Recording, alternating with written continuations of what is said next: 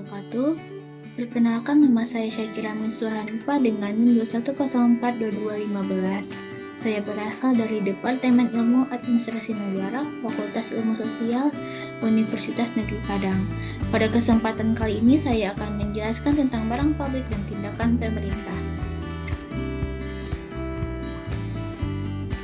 Mengukur permintaan. Salah satu permasalahan dalam menentukan barang publik yang harus disediakan oleh pemerintah adalah tidak adanya cara yang jelas untuk mengukur permintaan. Di pasar biasa, barang diproduksi dan dijual dalam unit yang terpisah, dan perusahaan yang bersaing untuk mendapatkan pelanggan memiliki insentif yang kuat untuk menentukan beberapa banyak barang yang akan diproduksi. Namun, barang publik tidak dapat dikemas dan dijual dengan cara yang jelas, karena pemasok tidak dapat menetapkan harga pada satuan barang yang tidak dapat dibagi-bagi. Mengapa barang publik penting bagi pasar?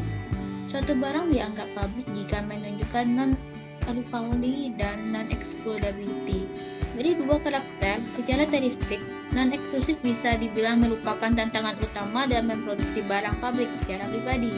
Hal ini terjadi karena dalam kasus yang dijelaskan, yaitu ketika suatu barang tersedia bagi semua orang dan biaya produksinya mahal, beberapa orang akan tergoda untuk mengambil keuntungan dari upaya orang lain. Ada pula yang mengakui adanya free rider, namun akan menolak memberikan kontribusi karena mereka kurang yakin bahwa ada cukup banyak pihak yang akan membantu agar upaya mereka bermanfaat. Mengevaluasi permintaan. Seperti yang telah kita lihat, salah satu masalah yang paling sulit diatasi dalam penggunaan survei untuk mengukur permintaan barang publik adalah banyaknya masyarakat yang kekurangan informasi atau keahlian untuk mencatat preferensi atas isu-isu kebijakan yang penting. Permintaan dapat didasarkan pada preferensi yang kurang informasi, tidak konsisten, atau tidak terbentuk dengan baik.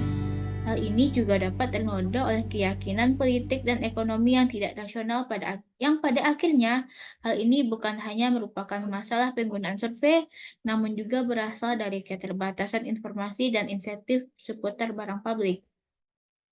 Hal ini menunjukkan bahwa meskipun kita dapat mengukur permintaan barang publik dengan tingkat akurasi yang tinggi, hal ini mungkin tidak mempunyai signifikansi normatif atau implikasi kebijakan publik. Beberapa teori ekonomi tentang kesejahteraan menyeratkan bahwa kesejahteraan meningkat ketika lebih banyak keinginan kita terpuaskan. Namun ini adalah klaim nilai substantif dan dalam beberapa kasus jelas-jelas salah. Manfaat dan biaya. Para ekonomi kesejahteraan berpendapat bahwa pemerintah harus berupaya menyediakan barang publik dalam jumlah yang efisien. Kriteria efisiensi merupakan standar moral konsekuensialis. Namun perlu ditekankan bahwa mewajibkan lembaga pemerintah untuk melakukan analisis biaya manfaat sebelum menyediakan barang publik tidak membuat kita terikat pada kriteria efisiensi ekonomi kesejahteraan atau pada teori moral konsekuensialis lainnya. Sebaliknya, menghitung biaya dan manfaat dapat membantu kita mengevaluasi apakah intervensi politik tertentu dapat dibenarkan dengan menyoroti nilai-nilai yang dipertaruhkan, serta dampak kesejahteraan terhadap pihak-pihak terkait. Penyediaan barang publik dan swasta. Mereka yang menulis tentang teori barang publik seringkali mengeluh dengan tepat bahwa para non-spesialis mengacaukan barang publik dengan kebijakan publik. Masyarakat cenderung berasumsi bahwa barang publik ada ketika agen pemerintah berusaha melakukan apa yang baik bagi publik, dalam arti yang tidak jelas. Ini adalah kesalahan yang bisa dimengerti. Namun, dalam kesalahan yang tidak bisa dimaafkan, beberapa pakar menuduh para pionir teori barang publik berasumsi bahwa kegagalan pasar dalam menyediakan barang publik secara otomatis menyiratkan bahwa pemerintah harus turun tangan untuk menyediakan barang publik. Peran penting pemerintah dalam menciptakan menegakkan aturan dasar permainan menunjukkan bahwa dikotomi antara produksi barang publik oleh swasta dan publik agak dibuat-buat. Selain menegakkan kontrak dan mengadili perselisihan, pemerintah juga dapat memfasilitasi produksi barang publik dengan mengubah hak milik atau mengurangi biaya transaksi. Misalnya, dengan mengecualikan badan amal swasta dari pajak, pemerintah mungkin memfasilitasi munculnya barang publik tanpa memproduksinya secara langsung. Paternalisme dan subversi diri penggunaan.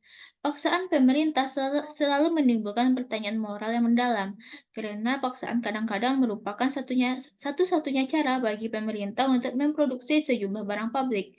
Kita harus berhati-hati mengenai seberapa besar kekuasaan diskresi yang kita berikan kepada pembuat kebijakan untuk memutuskan barang publik mana yang harus didiskusikan dan yang mana barang yang harus diproduksi.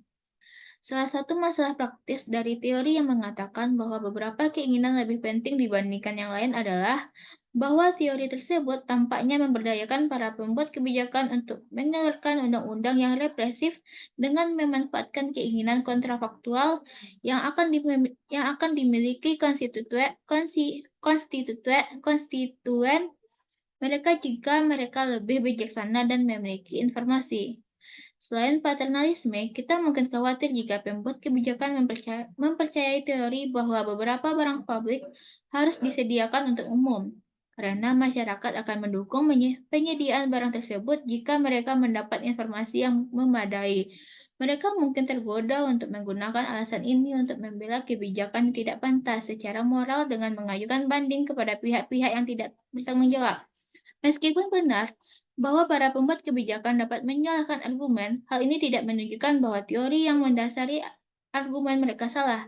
Misalnya, Henry Sidgwick yang terkenal berpendapat bahwa utilitarianisme mungkin bersifat menonjolkan diri tanpa merendahkan diri sendiri.